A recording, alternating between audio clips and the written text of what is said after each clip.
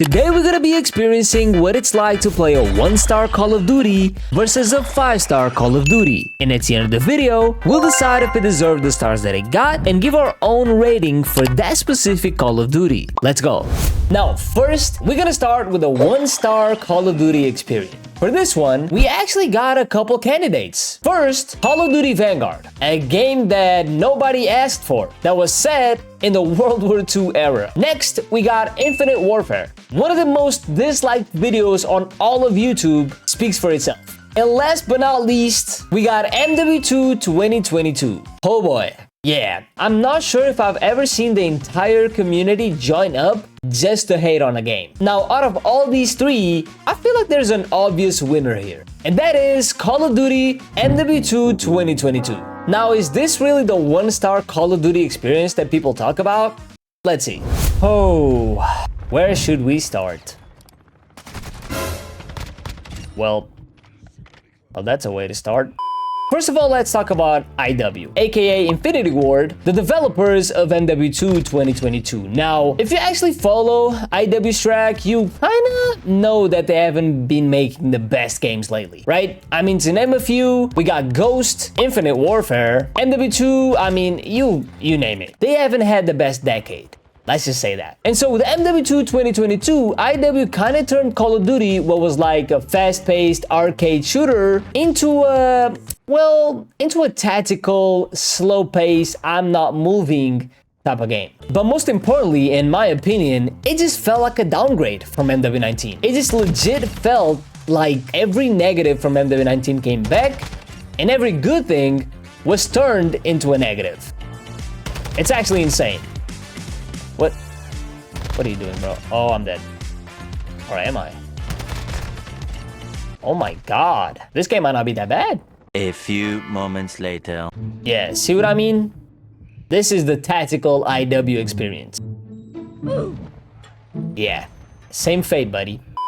Now, like I said, it literally feels like a downgrade. Just to name a few, SPMM was cranked to insane levels, which essentially kills public matches. Prestige was still not back at this time. Dead Silence was back to being a field upgrade instead of a perk, which I don't even got words for that one. We had no red dots on the minimap, like, it was a shit show. Like, those are the type of things that no other studio even dares doing, much less think about that. And talk about slower. This might have been the slowest movement we've ever had in Call of Duty. I'm not kidding. I mean, Call of Duty back in the day had far faster animations than this. I'm talking about jumping animation, ADS animation, the strafe animation, like, everything was way, way faster back in the day. And I'm not glazing or gassing it at all.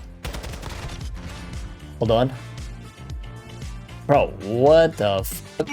Okay, never mind. With all that said, I'm sure that there's fans of this game, and I'm sure there's people that enjoy MW2, and honestly, good for you. But it's just not Call of Duty. You know, no matter if you enjoy this game or not, it's really not Call of Duty. And like I said, I've never seen like a fan base come together just to hate a game so much. Usually we have a pretty divided fan base. Like, there's people that enjoy IW, for example, Infinite Warfare, and there's people that completely hate that game and will never touch that game. With MW2 2022, 90% of the opinions is that the game sucks. And well, I kind of agree with them. Hell no.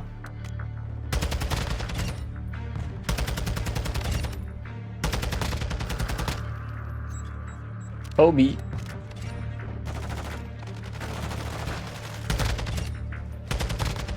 Oh, I like that. No. Oh my god. The f was that? Bro! What are you doing? Oh, I got no bullets. Please. God damn, everything is slow in this game. I'm actually cooking. Hold on. Okay, we're close to the advance. But are we gonna get the advance, ladies and gentlemen? Well, we are not. Oh yeah, and the perks. I completely forgot about the perks. You literally had to earn the perks. You essentially had them in the loadout, and, well, they would only activate after a certain amount of XP. Yeah, another one that kind of makes no f***ing sense. I don't know what to tell you. Now, campaign, nothing much to say. It's not one of those campaigns like Infinite Warfare campaign where it deserves an extra praise. It was a decent campaign, nothing much. And then you have the co-op mode, which I'm not sure if they really give a f about this. I'm being honest. I mean, at this point, it feels like they're just giving you a co-op mode just to give you a co-op mode. Now, with all of that out of the way, it's time to see if MW2 was really worth the 1-star review or if it actually wasn't really that bad. In my opinion, I gotta say yes.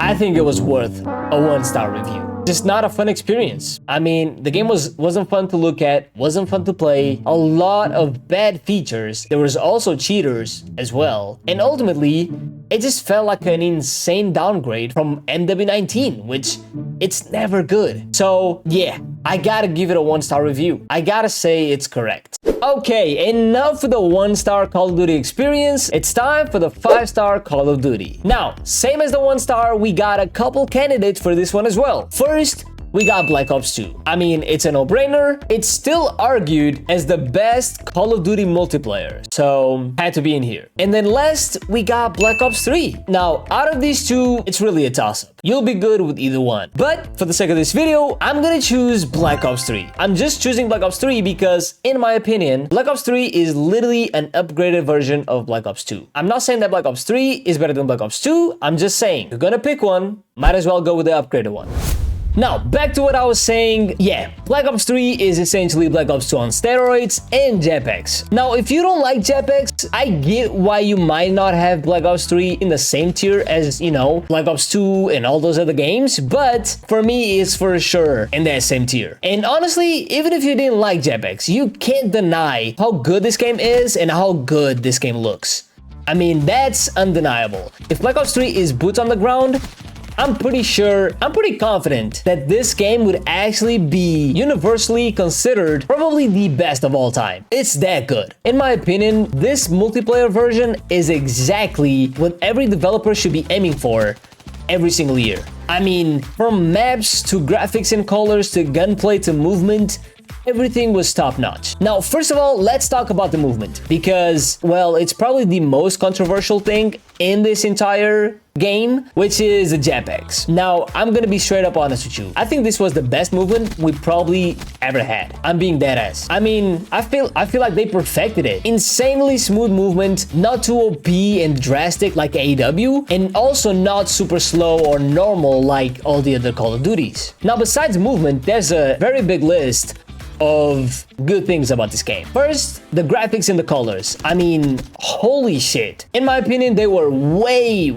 ahead of its time. I mean, not even close. The fact that I'm playing this game in 2024, about to be 2025, and the graphics still look good enough to me speaks volumes. I mean, colors look amazing. To this day, I don't think we've had a game that looks as good, as colorful as this one, which kind of pisses me off. I mean, do developers not enjoy color in their game? Everything just looks stunning. You have some of the best looking maps like Micro, Splash on this game, which is insane. Now, it is a futuristic Call of Duty, so I guess that kind of makes it easier to make it look good, but no excuse. I mean, this game is 10 years old almost. Now, besides the movement, graphics, and colors, gunplay was fantastic. Again, slightly futuristic, but still kept the, you know, the realistic feeling, which is very important for Call of Duty. Every gun felt unique. Every gun felt different. Every gun was super fun to use, super satisfying to use and to grind. Very few games in Call of Duty have this good of a gunplay,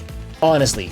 Also, maps. Maps were absolutely amazing, kind of like BO2. But with that being said, I do give BO2 the edge, especially on launch maps, even though Black Ops 3 is close second, in my opinion. Now, yeah, with all that being said, I guess you can tell that BO3 was actually a pretty good MP experience. In my opinion, I always said that, you know, if you imagine a super fun version of Call of Duty, like the most fun version of Call of Duty, that would be Black Ops 3. Playing Call of Duty on a map like Splash, on a water park map with dark matter, it just screams fun. Now, with that being said, there's obviously a couple things that maybe you can add or take out of this game that make this game better. I feel like this game with a nuke streak would be unstoppable. Like, legit. And then the other thing is probably supply drops. I mean, I wasn't a hater of supply drops. I actually kind of enjoyed supply drops. It was just that DLC gun part that I wasn't really a fan of. I almost forgot about specialists. Holy shit. Please don't kill me. A little bit OP, but they were fun nonetheless. Like I said, if you think about the most fun Call of Duty ever, Black Ops 3 shows up. Just look how beautiful this camo looks, man. Holy shit. Oh, what the? What are we doing?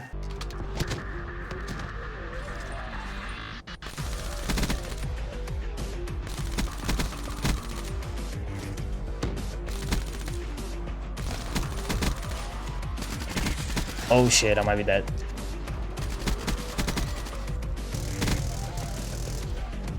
Okay, we're getting closer.